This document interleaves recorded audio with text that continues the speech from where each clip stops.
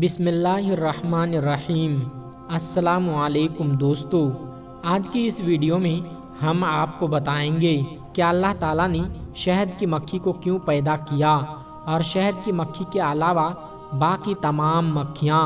جہنم میں کیوں جائیں گی اور شہد کی مکھی ہی جنت میں کیوں جائے گی، اور حضرت مولا علی رضی اللہ تعالیٰ عنہ نے شہد کی مکھی کے بارے میں کیا بتایا ہے، اور حضرت عمر رضی اللہ تعالیٰ عنہ کو جب کوئی بیماری ہوتی تو آپ رضی اللہ تعالیٰ عنہ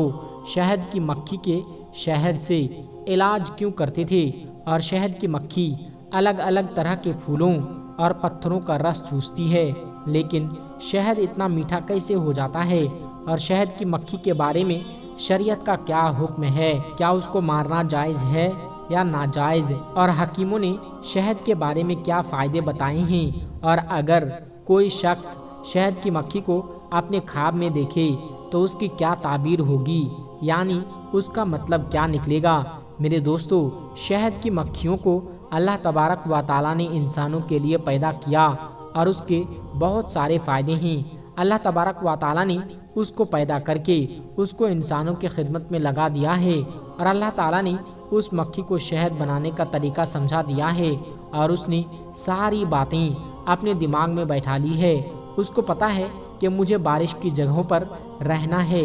جہاں مٹی اور پانی نہ ہوں وہاں نہیں رہنا ہے، اور تھوک سے بہترین قسم کا شہد تیار کرنا ہے۔ میرے دوستو، امام کاظمی کا بیان ہے کہ عید کے دن کو رحمت کا دن کہنے کی ایک وجہ یہ تھی کہ اسی دن اللہ تبارک و تعالیٰ نے شہد کی مکھی کو شہد بنانے کا طریقہ سکھایا، لہٰذا اللہ تبارک و تعالیٰ کے کلام پاک کے مطابق شہد کی مکھی میں بڑی سبق یہ ہیں، یہ ایسا جانور ہیں جو بہت ہوشیار اور بہادر ہیں، سال کے موسموں کے بارے میں اچھی طرح جانتی ہے، بارش کے وقتوں کو اچھی طرح جانتی ہے، اپنے کھانے پینے کے لیے جگاڑ کرنا اسے خود معلوم ہے، یہ اپنے بڑے کی بات مانتی ہے اور اپنے سردار کی بات مانتی ہے۔ حکیموں کا کہنا ہے کہ شہد کی مکھی کی غذا بہترین پھل اور میٹھی رس ہے جو پھلوں اور پتیوں سے ملتی ہے، یہ ان سب کو جمع کر کے شہد تیار کرتی ہے اور اپنا چھتا بھی بناتی ہے،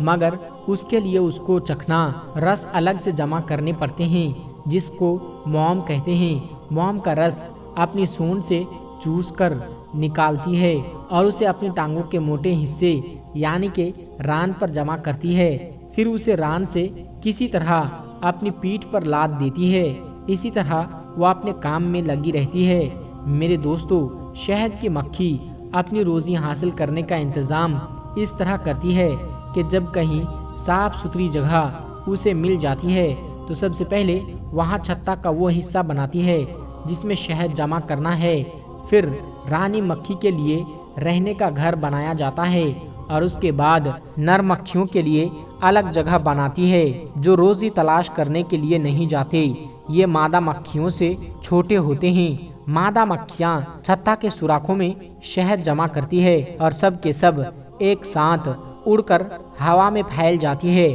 اس کے بعد شہد لے کر چھتا میں واپس آ جاتے ہیں۔ نر مکھیاں پہلے چھتا بناتی ہے، پھر اس میں بچہ پیدا کرنے کا کام شروع کرتی ہے، وہ اس طرح کی یہ چھتا میں انڈے دینے کے بعد پرندوں کی طرح اپنے انڈوں پر بیٹھ جاتی ہے، اور ایسا کرنے سے ان انڈوں میں سے ایک سفید کیڑا نکلتا ہے، اس کی پرورش ہوتی رہتی ہے اور یہ خود سے کھانے لگتا ہے اور کچھ دن میں اڑنے کے لائق ہو جاتا ہے۔ میرے دوستو، جانوروں کے جانکار لوگ بتاتے ہیں کہ یہ مکھیاں جب کسی مکھی کے اندر کوئی خرابی دیکھتی ہے تو اسے بالکل اپنے چھتے سے باہر بھگا دیتی ہے یا پھر اس کو جان سے مار ڈالتی ہے۔ اس کام کے لیے ان کے یہاں چوکیدار بھی طے ہوتے ہیں، اور رانی مکھی اکیلے کہیں نہیں جاتی بلکہ اس کے ساتھ ساری مکھیاں ایک ساتھ چلتی ہے، اگر وہ اڑ نہ سکے تو دوسری مکھیاں اسے اپنی پیٹھ پر بیٹھا کر اڑا کر لے جاتی ہے،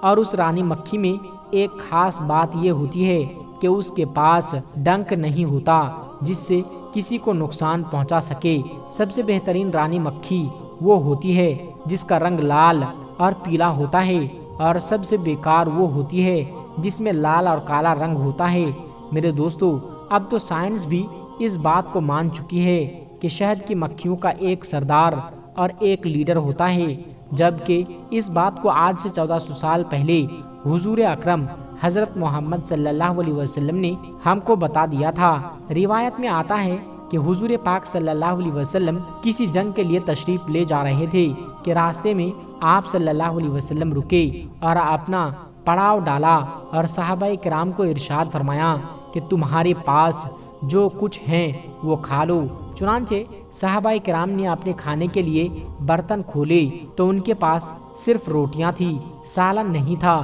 تو انہوں نے عرض کیا، یا رسول اللہ صلی اللہ علیہ وسلم، ہمارے پاس تو سالن نہیں ہے۔ اتنے میں ایک شہد کی مکھی حضور پاک صلی اللہ علیہ وسلم کے پاس بھن بھنانے لگی۔ صحابہ کرام نے پوچھا، یا رسول اللہ صلی اللہ علیہ وسلم، یہ مکھی کیا کہہ رہی ہے؟ تو حضور اکرم صلی اللہ علیہ وسلم نے ارشاد فرمایا کہ یہ مکھی کہہ رہی ہے کہ آپ کے صحابہ کرام کے پاس سالن نہیں ہے، حالانکہ ہم نے پہاڑ میں ایک شہد کا چھتا بنایا ہوا ہے، چنانچہ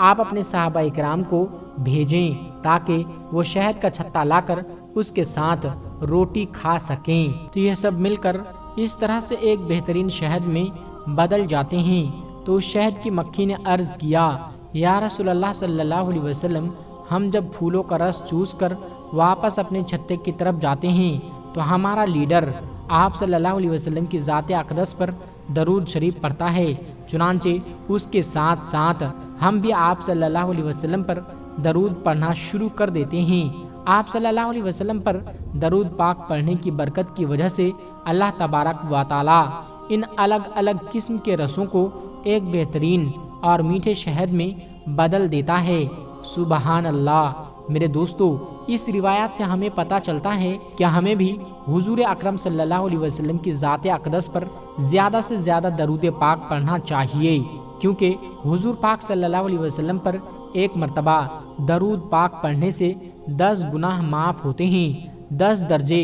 بلند ہوتے ہیں اور اس شخص پر 10 رحمتیں نازل ہوتی ہے۔ اس کے علاوہ بھی درود پاک پڑھنے کی برکت اور فضیلت بہت ساری ہیں۔ بہرحال دوستو، شہد کی مکھیاں سب ایک جگہ جمع ہو کر کام بانٹ لیتے ہیں، کچھ شہد بنانے میں لگ جاتے ہیں اور کچھ کا کام موم بنانا ہوتا ہے اور کچھ کا کام اس مہم کے ذریعے سے شہد کے چھتوں کو بنانا ہوتا ہے، اور کچھ مکھیاں صرف پانی لانے کا کام کرتی ہے اور یہ بہت ہی عجیب و غریب طریقے سے اپنا گھر بناتے ہیں یا اپنا گھر ایسا بناتی ہے کہ جس میں کسی قسم کا کوئی ٹیڑھا پن نہیں ہوتا۔ ایسا لگتا ہے کہ انہوں نے انجینئرنگ سے اس شکل میں اپنا گھر بنایا ہو، اور اللہ تبارک و تعالی نے ان مکھیوں کو وحی کے ذریعے سب کچھ سکھا دیا ہے، جس طرح کہ اللہ تبارک و تعالی قرآن پاک میں ارشاد فرماتا ہے، ترجمہ، تمہارے پروردگار نے شہد کی مکھی کو حکم دیا ہے کہ وہ اپنا چھتا پہاڑوں، درختوں اور انسانوں کے مکانات میں بنائیں۔ پر دوستو، ذرا غور کریں کہ کس طرح شہد کی مکھی اپنے رب کے حکم کو مانتی ہے، کس طرح ان 3 جگہوں میں اپنا چھتا بناتی ہے۔ آپ ان جگہوں کے علاوہ کسی اور جگہ اس کو چھتا بناتے ہوئے نہیں دیکھ سکتے۔ میرے دوستو، شہد کی مکھی کے بارے میں حاکم نے اپنی کتاب مستدرک کے اندر ایک حدیث نقل کی ہے کہ حضرت عبداللہ بن عمر رضی اللہ تعالی عنہ ارشاد فرماتے ہیں کہ حضور اکرم صلی اللہ علیہ وسلم نے ارشاد فرمایا کہ اللہ تبارک و تعالی حد سے بڑھنے والے اور گندی زبان والے اور بدترین پڑوسی اور بے رحم لوگوں کو پسند نہیں کرتا۔ پھر آپ صلی اللہ علیہ وسلم نے ارشاد فرمایا کہ موم کی مثال شہد کی مکھی کی طرح ہیں، جو اپنے چھت سے نکلتی ہیں، کھاتی ہیں، پاخانہ کرتی ہیں، مگر نہ تو کسی کو کوئی نقصان پہنچاتی ہے، نہ کہیں توڑ پھوڑ کرتی ہے۔ اسی طرح مومن بھی اپنے کام سے کام رکھتا ہے، کسی کو تکلیف نہیں پہنچاتا اور رزق حلال کھاتا ہے۔ حضرت مولا علی رضی اللہ تعالی عنہ نے ارشاد فرمایا کہ لوگوں میں اس طرح رہو جیسے پرندوں میں شہد کی مکھی رہتی ہے، کہ تمام پرندے اسے معمولی اور کمزوری سمجھتے ہیں، لیکن اگر انہیں شہد کی مکھی کی پیٹ کا شہد اور اس کی برکت اور فائدوں کی جانکاری ہو جائے تو اسے معمولی نہ سمجھیں۔ لوگوں کے ساتھ اپنے نرم زبان سے میل جول رکھیں۔ لیکن اپنے اعمال اور دلوں کو ان سے الگ رکھو، آدمی کو اسی کا پھل ملے گا دنیا میں کر لیا، اور قیامت کے دن ہر شخص ان لوگوں کے ساتھ ہوگا جس سے وہ دنیا کے اندر محبت کیا کرتا تھا۔ اور حضرت ابو ہریرہ رضی اللہ تعالیٰ عنہ سے روایت ہے کہ نبی کریم صلی اللہ علیہ وسلم نے ارشاد فرمایا کہ جو شخص ہر مہینے میں 3 دن صبح خالی پیٹ شہد لیا کرے گا تو کوئی بڑی بیماری اسے نہیں ہوگی۔ اور حضرت عمر رضی اللہ تعالیٰ عنہ کو جب کوئی بیماری ہوتی تھی تو آپ رضی اللہ تعالیٰ عنہ شہد سے ہی علاج کرتے تھے، یہاں تک کہ پھوڑے پھنسی پر بھی شہد کا ہی مرہم لگایا کرتے تھے، اور کسی جانور کے ڈسنے کی جگہ پر بھی شہد ہی مل دیا کرتے تھے، اور شہد کے فائدوں کی آیتیں تلاوت کیا کرتے تھے۔ اور شہد کی مکھی کا حکم یہ ہے کہ شہد کی مکھی کو مارنا مکروہ ہے، کیونکہ حضور صلی اللہ علیہ وسلم نے اس کو مارنے کو